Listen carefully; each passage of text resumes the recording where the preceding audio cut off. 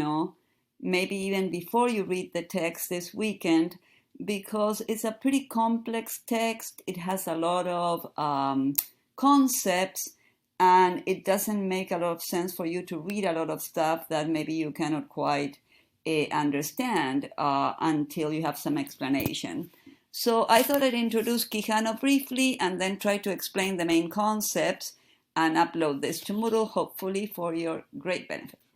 Quijano is one of the few intellectuals that made his career by working at the University of Ciencias Sociales de San Marcos, which is in Peru.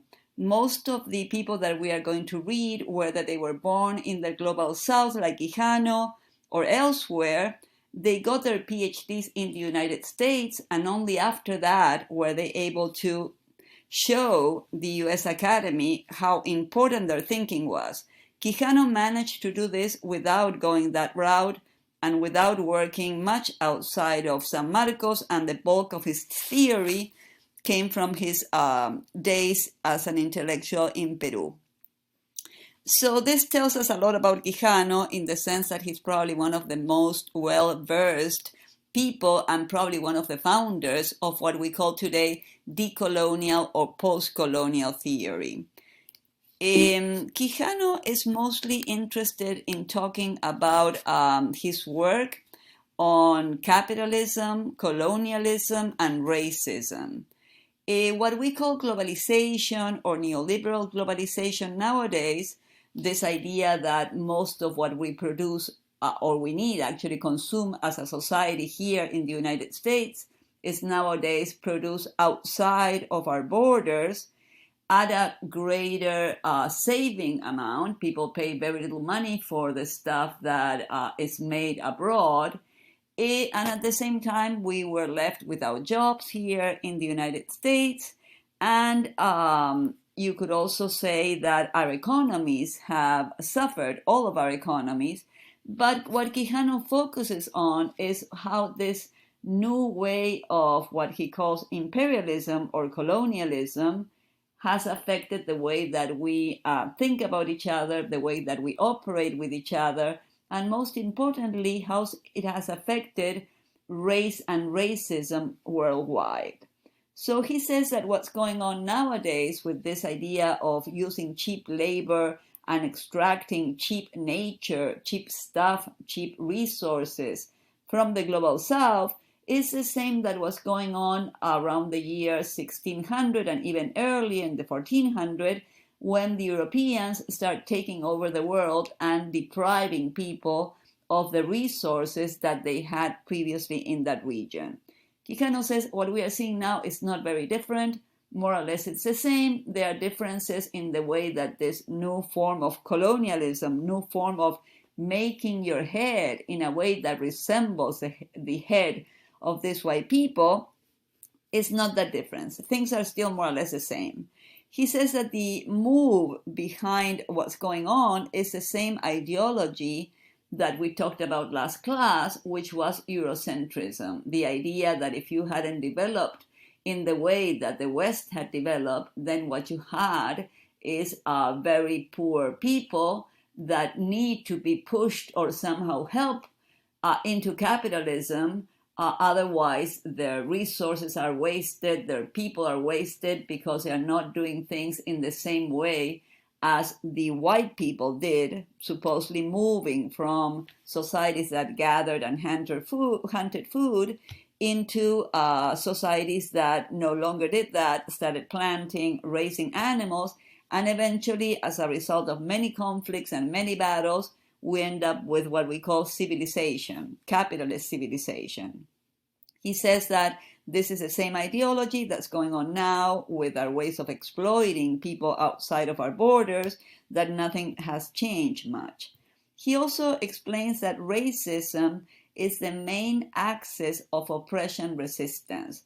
So when we talk about axis of oppression resistance, what we are saying is that there are certain ways in which we interact with each other that are oppressive. So this could be, for example, if you feel that you're not a cisgender person, having to conform to that kind of way of objectifying your body that other people have and want you to fit into certain labels, that's one axis of oppression resistance. Gender is another axis. Race is another axis. According to Quijano, race and racism are the most important axis of oppression and resistance at the moment because of the way that we were colonized, all of us outside of the great countries of the West, the way we were colonized makes this idea of racism almost inseparable from the idea of capitalism. Another very important concept that he's going to use all throughout is the concept of coloniality of power. That means the capacity that those in power have not only to conquer your body, your resources, your land, your family, anything that they want to take from you by brutal force, but they also have a way of convincing you that you need their help. Remember Rudyard Kipling, for example, he was talking in the 1800s in England about the white man's burden. This poor white man that had to go into the jungles of India, or into the jungles of different countries in Africa, just to make sure that these poor people of color will help out of their misery, because everybody knows that if you don't live like a capitalist white human being, then you're not really happy.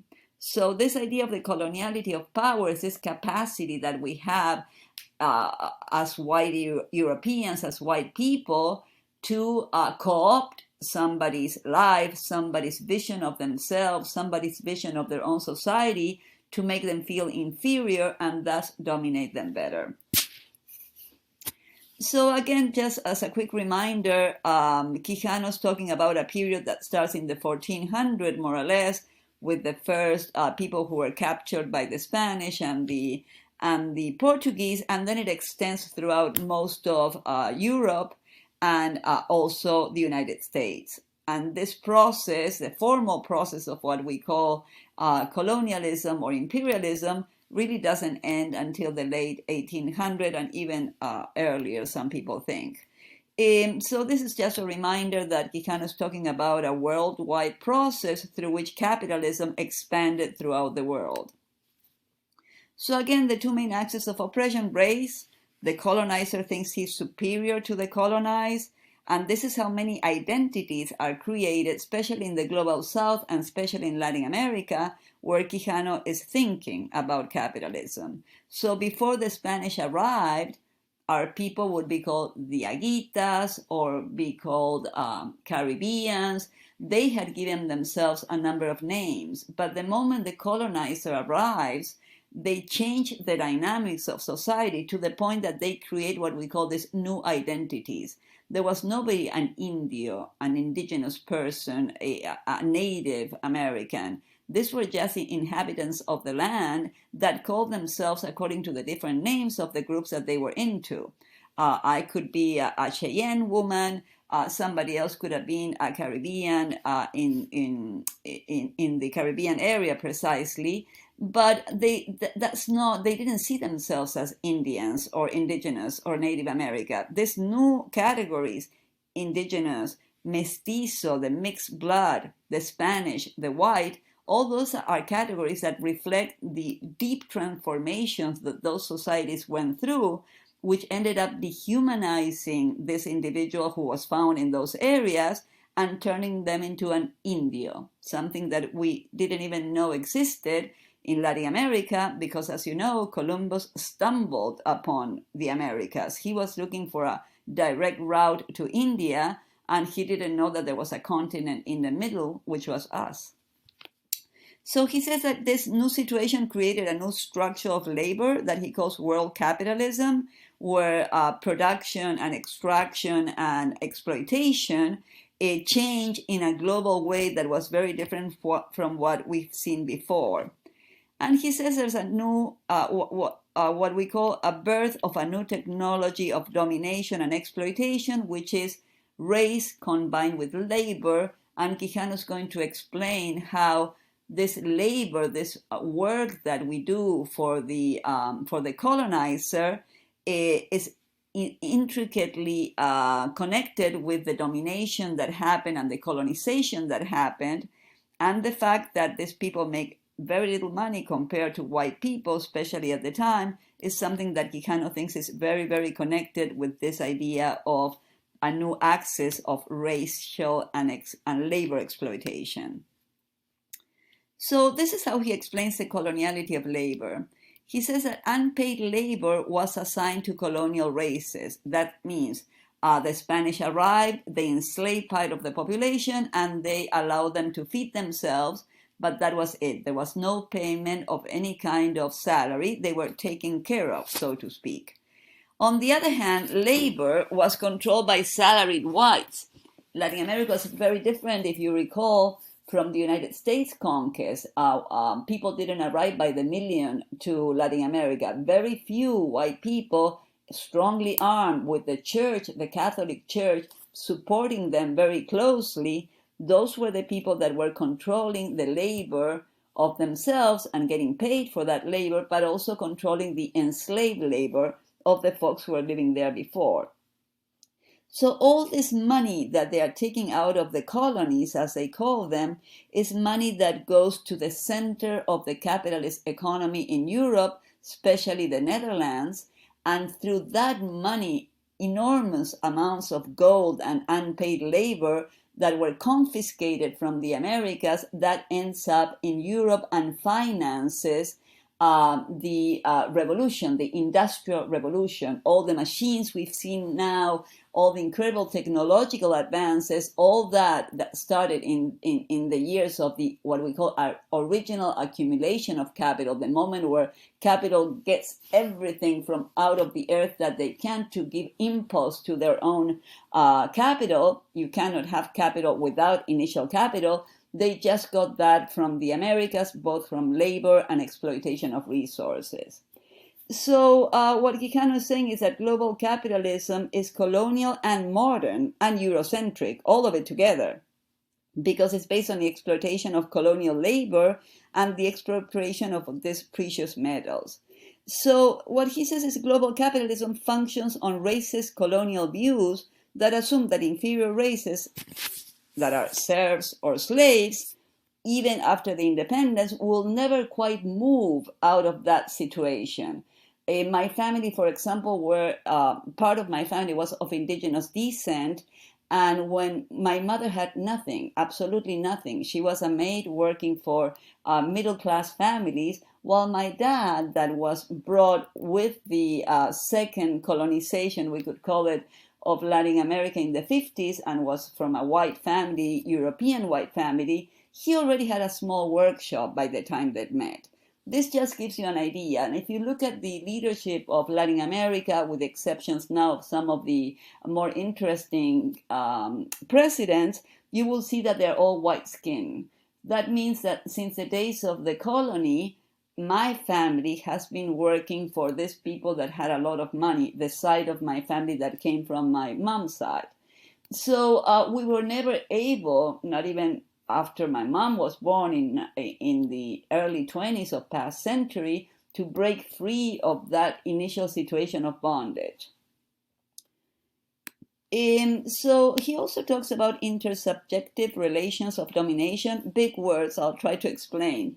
He says that Europeans expropriated cultural discoveries, stuff that was already part of the culture of people in India or part of the culture in people in Latin America. That was sort of like packed also, not just the gold, but also these experiences, these amazing experiences were also packed and sold outside of the colonies. So he talks about repressive colonized forms of knowledge production. That means the way that American Indians, for example, connected with each other. Those situations were also situations of colonization that somehow white people messed with those forms of knowledge and changed them. For example, we all know that many Native American cultures had a space for being for what they call the two spirits. Somebody that doesn't hold what we would consider a fixed sexuality. If anything, we could call them gender neutral. We could call them people who bend gender rules, people who experience sexuality and in a non-mainstream way. These were practices that in some of the cultures up north were accepted, and instead what happened was when white people arrived, they considered that a terrible depravity, and people who held those kind of subjectivities many times were killed, or at least forced not to practice openly what they wanted to practice. So this also happened in very similar ways with religions. The white people's religion, Catholicism, was imposed on other people, and if you didn't accept them, then you were the devil and you were killed at the stake. So in a way, he places colonial lifestyle as the past of an European lifestyle, something of the past that they were not able to move forward along with the people that they were conquering because they didn't feel proud. They felt proud about themselves, but wanted to totally re-educate, if you want to put it in those terms, those folks who were different from themselves. So he says that, and this is super important, and it's something that you will probably have to find in the text and cite. He says that there are two founding myths to Eurocentrism. The idea that the history of human civilization is a trajectory that departed from the state of nature and culminated in Europe. So if you remember Rousseau, Locke, and Hobbes, the three of them were critical of what they think of as a state of nature. They believe that before capitalism, before civilization, you had people who were living like animals and not like human beings. So anybody who was in the Equatorian Guineas or in Latin America or in Central America, etc., those were considered people who were inferior, more closely connected with nature and with animals than human beings. Now, we know it's nonsense to talk about state of nature because human beings were never in a state of nature. We've always had culture.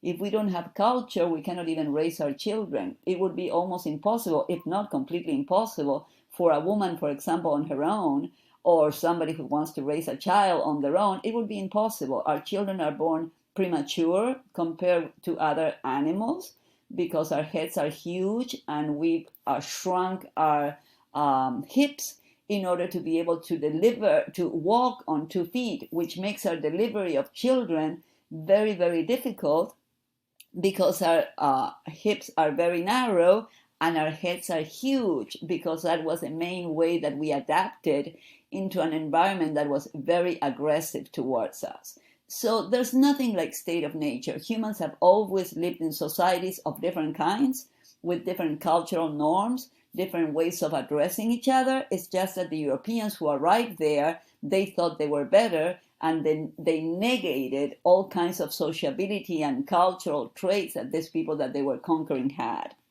So that's one of the big myths, that there was a state of nature, which there never was for any human being across time and space. The other one is the idea that when we see differences between Europe and non-European people, that we consider them racial. So, if you come to my house this week and you rob from me this week, and then next week you pretend you don't know me very well, you come see me and they say, wow, Iracila, you're so, so poor. How come you don't have anything? And then I would have to look at you and say, well, I don't have anything, not because I'm lazy or because as a Latin American particularly predisposed to being relaxed, but because you stole everything from me last week. So how can I build wealth if you are constantly stealing it from me? And that's exactly what happened in the history of power in the West, is that they took everything from everybody and then they turn around and say, see, they're animals, they don't have any money, they cannot progress. Well, yeah, if you take everything away from me, I cannot progress. The funny part is you took it away from me and now you're telling me that I cannot do the job. So that's the most important myths surrounding Eurocentrism and why European people started thinking along those lines.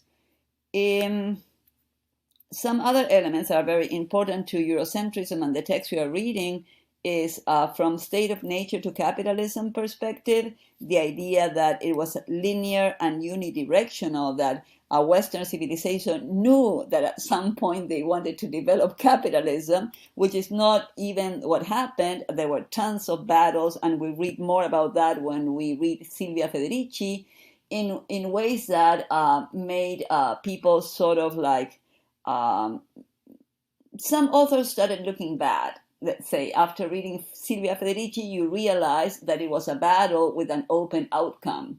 During medieval ages, Western societies could have gone a completely different way if the peasants had had their say, or if the working class had their say. Instead of this, it was dominated by people that had built a lot of money and had a lot of power, and now they tell us a story from the viewpoint of themselves.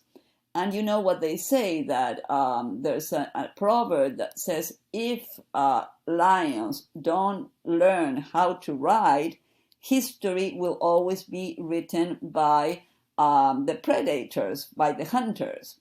In this case, this is what we see. We are told a story that makes a lot of sense, and it looks very clean and unidirectional for the Western people, but in reality, if we look at it from the perspective of the lions, it doesn't look that clear that this is always where they were going, and they could have ended in a very different place. Some other characteristics that he connects with Eurocentrism is the idea that you have capital and pre-capital, Europe and non-Europe, primitive versus civilized, traditional versus modern. So Western thinking attributes itself the most important things, having built capital, being a European civilized people instead of a traditional society that doesn't move forward. When in reality, this capital, if you remember what we said, that they got to start their fabulous revolution, their fabulous new ways of encompassing the whole of the earth and dominating the whole of the earth, they do all this instead of acknowledging that the money that they got to start all of this project was money that was taken at gunpoint and many times by death and violent death from our countries, from the global south countries. There's nothing modern about that, and there was nothing traditional about these societies. There were societies that were moving and changing, just like the Western societies were changing, only we weren't going the same way. That's the issue here. So they also naturalize cultural differences through the concept of race.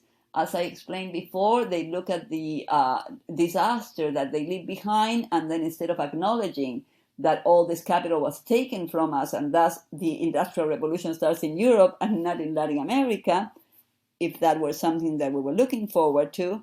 Instead of that, they blame it on your race. Latin Americans are lazy, black people, I don't know what, other people do other things that are even worse according to them.